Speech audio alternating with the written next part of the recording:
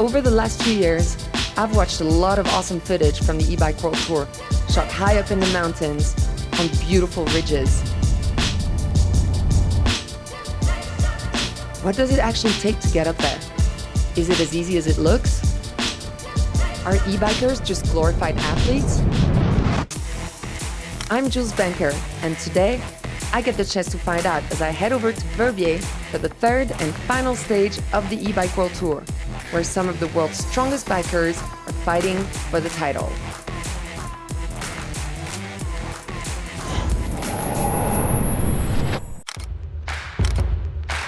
The first day of the E-Tour du Mont-Blanc consisted of 63 kilometers with 3,907 meters of vertical ascent and 4,724 meters of downhill. And it got me wondering about the 36 teams at the start line. Who were these people? En anglais, ça te va? No. Because I make a Well, since I retired in 2016, to kick the ass of Frenchmen and also to join the trade. Did he really say that? Yeah, yesterday he told me, hey, we're gonna go easy, no stress. Regular people at first glance, until they started racing.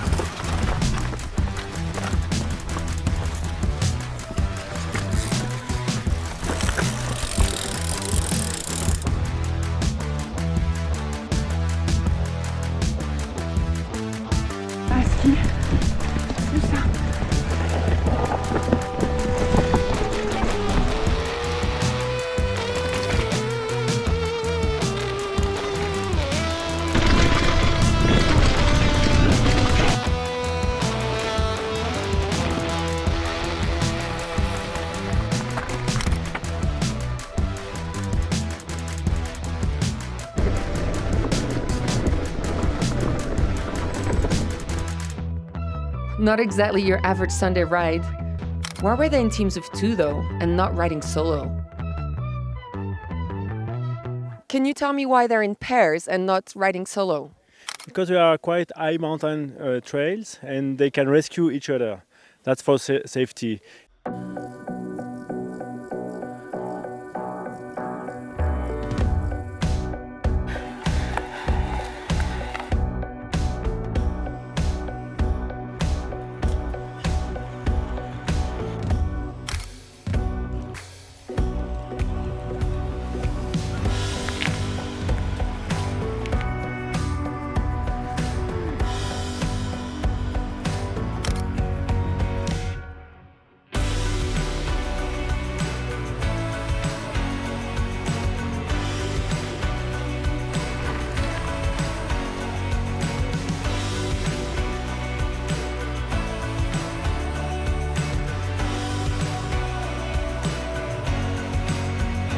So there was more to this E-Tour du Mont-Blanc than just riding a ridge at sunrise.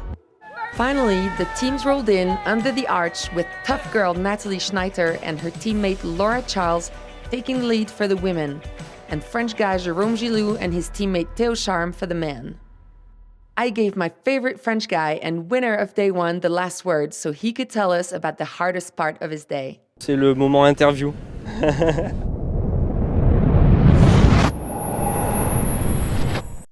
It was the morning of day two, and upon studying the course, I realized that this new stage from Verbier to Martigny was super demanding, with 3,817 meters of vertical ascent and 4,889 meters of downhill spread over 71 kilometers.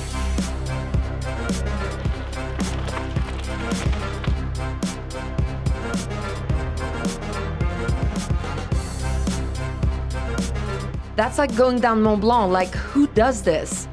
I turned to 2004 silver Olympic medalist José Armida for an answer.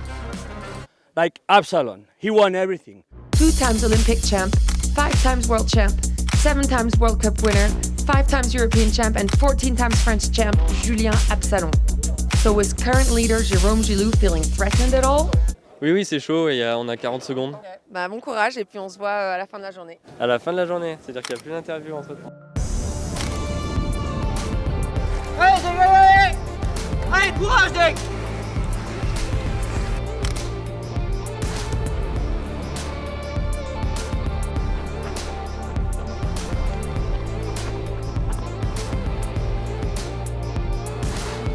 At refuel, I asked Jérôme about his impressions of the course. On avait dit ce soir.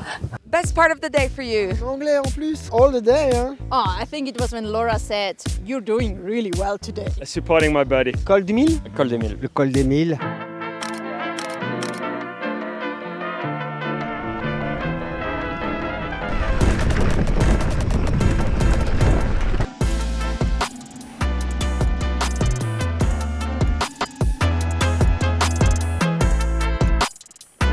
Stage 2 delivered, the men's teams all bombing it downhill for a spot in the top 3 as the time gaps decreased with every turn. There was also some really impressive riding by Nathalie and Laura, securing their first place in the women's category and taking 9th place overall. At this point, I was kind of scared to bother the riders, so I just sent some kid over instead. Tu utilises un mot pour décrire ta journée. Magnifique. Dur. Incredible. Fun. Intense. Savage. Amazing and hard. Beautiful. Sick. Best day on a bike in my whole life.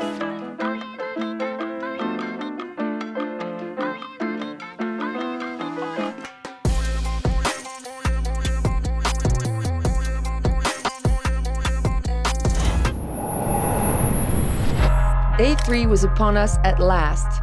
It was finally time to crown not only the E-Tour du Mont-Blanc champs, but also the overall winners of the e-bike world tour. At the start line, I found the girls surprisingly chill. You seem to be quite tense and nervous. Oh, super nervous at the moment. For the men, however, it was a totally different story, with 6 teams still in the running for a place on the podium. We have only 15 seconds gap between the third and fourth, so it could be a relaxed day, but not for us. The riders had to cover 45.3 kilometers with 3,503 meters vertical ascent and 2,689 meters of downhill.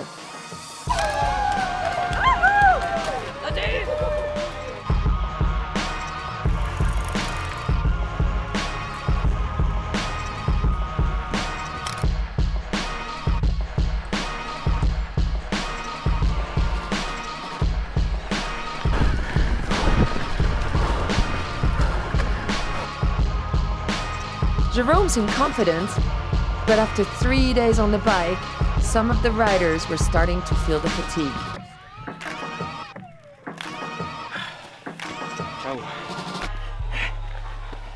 But now was not the time to quit or slow down, as the second and third places were still very unclear. Everyone was still in the game.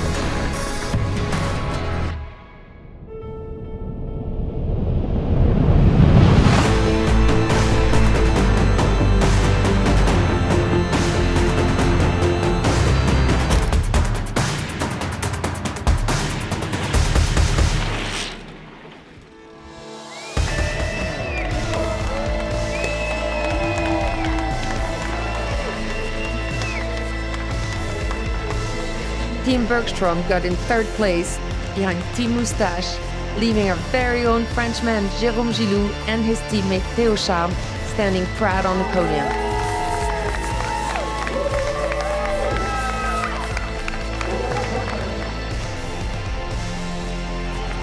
Not just one, but 2 podiums for Jérôme, as he also became the official e-bike World Tour 2022 champion, alongside Nathalie Schneitter in the women's category.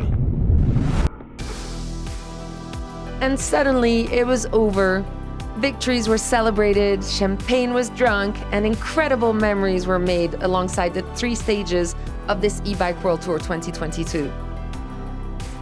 I don't know about you, but I'm pretty ready to get out and ride a ridge in the sunset on my e-bike.